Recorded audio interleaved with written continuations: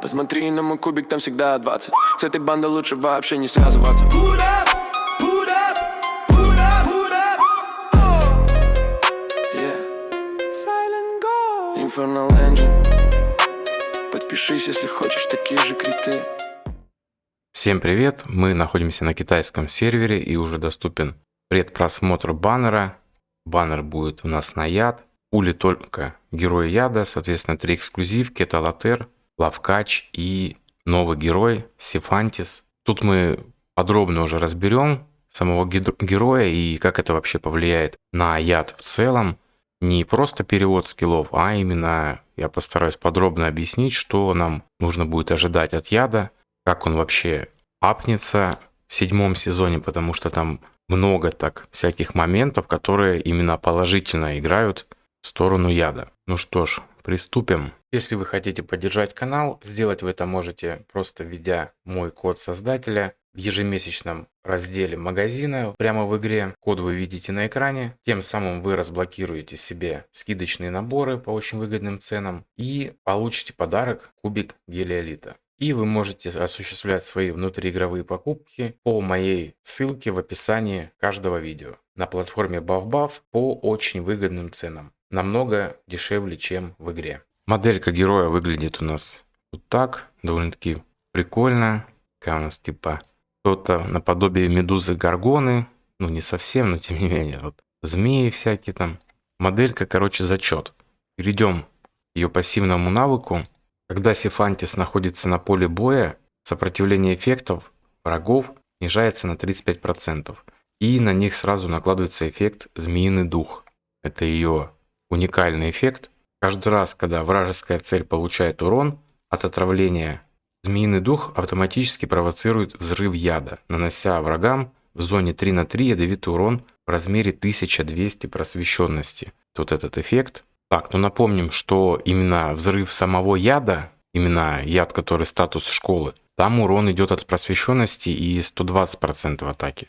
А именно ее эффект, он наносит урон каждые 5 секунд. Но, тем не менее, вот эти взрывы, они получаются в 10 раз сильнее. Также очень важный момент, тут уже поподробнее, это в то же время, когда на основную цель накладывается вот этот статус, змеиный яд, все персонажи, которые будут накладывать яд, также включая саму Сифантис, будут получать навсегда плюс 2 к просвещенности. И есть ограничение, это 200 просвещенности максимум бонусом. То есть, что мы имеем? Напоминаю, что тот же Лотер также может с боевого навыка накладывать стаки яда. На 5-м пробуждении у Лотера боевой навык не требует точности для этого.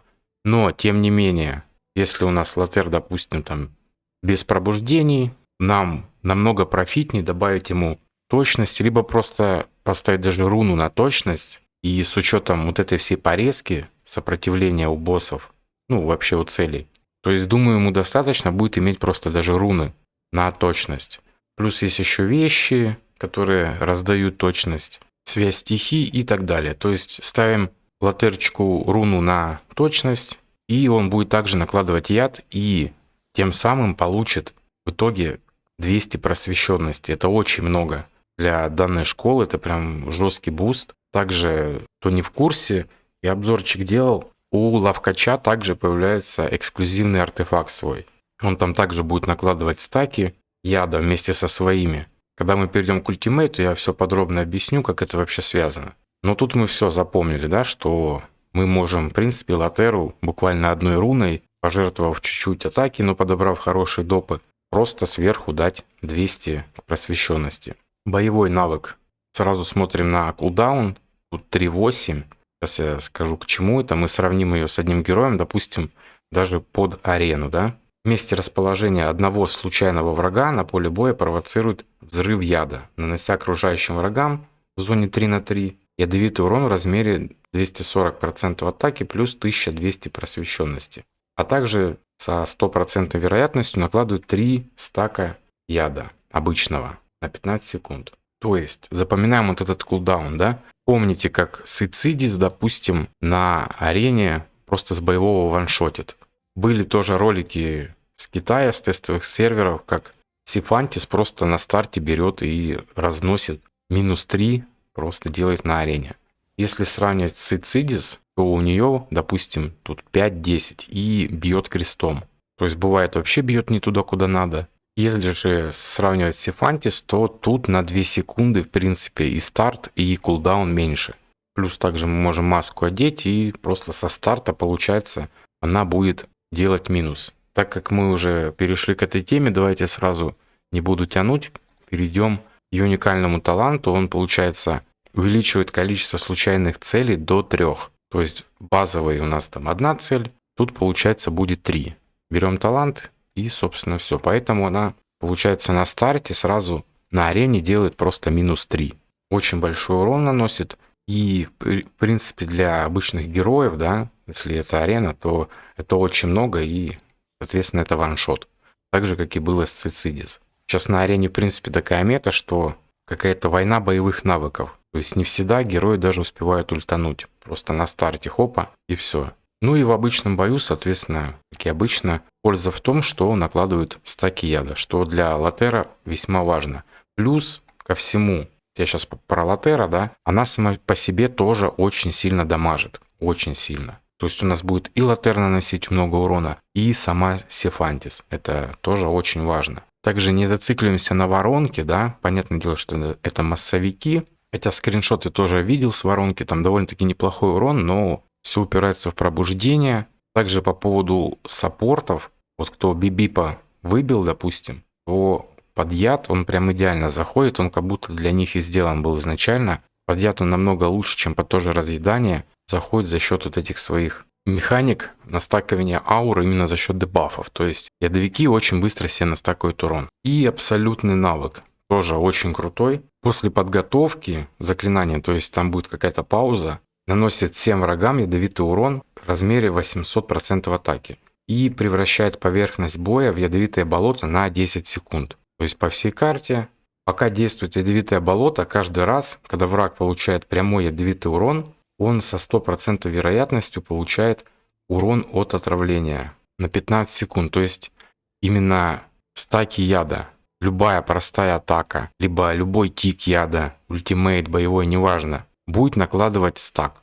То есть в теории, в принципе, Лавкач и Сифантис будут способны держать для латера 40 стаков, плюс еще и свои стаки именно вдвоем. Нам не нужно будет вот эта куча героев, не нужно ничего продлять. Именно под ультимейт латера у нас будет 100% с какой-то вот выдержкой. Нужно будет тоже потом уже проверить, сколько нужно по таймингам. И, соответственно, в момент ультимейта уже будут и стаки лавкача висеть, и максимум именно 40 стаков яда под ультимейт латера. То есть все, мы забываем про всяких там продляющих эпиков и так далее. Не нужно нам вот эту кучу собирать героев, потому что у яда вот во все именно вот это и упиралось. Что нам нужно много ядовиков, либо продляющие герои. Вот, все, тут, в принципе, они вдвоем справятся. И также она накладывает эффект снижения наносимого урона на цель. То есть на 10% еще и будет снижать урон. Тоже неплохой такой бонус. Ну и также, не знаю, пригодится ли это нам вообще. Цели, которые погибли в ядовитом болоте, они не могут быть воскрешены. Очень сомневаюсь, что это пригодится, потому что даже на той же арене у нас мало кто успевает, в принципе, ультануть. И перейдем к ее пробуждениям. Тут уже прям вообще интересно все. Первое пробуждение — это когда цель погибает. Она у нас излечивается на 8%. И вторая пробуда. Суть такая, что все стаки, которые... Вот этот змеиный яд новый, по аналогии с лавкачом, они будут все засчитываться как стаки яда. То есть помимо 40, которые латер себе засчитывает при расчете урона от ультимейта, он считает себе еще и стаки лавкача сверху, которые 40. И также теперь будет учитывать ее стаки. Для латера это тоже очень-очень важно. То есть данной героине прям вообще очень сильно бустит яд, плюс дамажит еще и сама. Довольно-таки неплохо. Так что в принципе собрать такую довольно-таки мощную команду яда нам нужно что? Нам нужен, соответственно, сам латер, желательно с артефактом. Но если вы там новичок, да, ну и в принципе героев сейчас сложно выкручивать. Есть там статуя змеиного божества, она тоже неплохо ему подойдет. То есть нам нужен, в принципе, просто хотя бы латер. Вот эта мадемуазель новая, желательно на втором пробуждении. Это очень сильно бустанет яд. И лавкач, хотя бы просто с артефактом. Тоже там пробуды, ну, конечно, пробуды это всегда хорошо, но хотя бы нужен будет артефакт. Вернемся же к Сифантис. Третье пробуждение дает 60 к просвещенности. Далее 30% к атаке, четвертое пробуждение. И пятое пробуждение, тут тоже такой важный момент, это с пассивки, там где мы по 2 просвещенности себе зарабатывали при накладывании дебафов, именно яда, то вместо 2 мы будем получать 5. Опять-таки лимит не увеличивается от этого, он также остается 200, просто мы по сути набираем этот лимит намного быстрее. И когда мы набираем лимит, мы получаем, именно каждый герой, который достиг лимита, увеличение наносимого урона вот этого дополнительного от яда на 20%. То есть что нам дала пятая пробуда? Мы очень быстро набираем ап в 200 просвещенности и, соответственно, очень быстро получаем вот этот прирост. Вот такие вот дела. В принципе, что, герои прям вообще отлично. Я очень надеюсь, что яд заиграет. Да и в принципе, исходя из описаний, уже понятно, что на каких-нибудь боссах, где хотя бы 3 цели есть, я думаю, яд будет теперь наносить, ну, довольно-таки неплохой урон и будет довольно-таки конкурентоспособным. Так что я лично, ну, буду крутить. Да, особенно вот эту мадемуазель. Ну и хотелось бы, конечно, еще и ловкачу артефакт. По поводу самого баннера. Почему? Ну, вот так, да, многим не нравится. Но, допустим, вы новичок, да? Единственный минус это то, что они пихают много саппортов, которые вообще тут не нужны в этом баннере. Зачем это вообще делать? Непонятно. Если хотя бы половину этих саппортов убрать, ну, было бы попроще. То есть со стороны новичка нам просто проще собрать именно команду яда. Ну и ветеранам тоже, в принципе. Если мы уж хотим как-то там яд себе докрутить, то вот, в принципе, неплохая возможность есть для этого. Так что стоит взглянуть на все это с другой стороны. Есть как бы позитивные моменты от этого всего. Ну а для тех, у кого вообще, допустим, нет ни ловкача, ни латера, да, для тех это как-то, ну, плоховато. Потому что крутить героя, при этом не имея вот этой базы какой-то, ну, такое себе. Хотя рандом по-разному играет. Кому-то может повезти, там и за 300 круток бывает, там по 2 иксы падает до гаранта. Поэтому удачливым новичкам такие баннеры, в принципе, неплохо заходят. На этом, в принципе, все. Вот такой вот у нас обзорчик получился. Всем спасибо за просмотр. Кто не подписан, подписываемся на канал, вступаем в телеграм-группу, все ссылки в описании. До скорых встреч. Всем пока.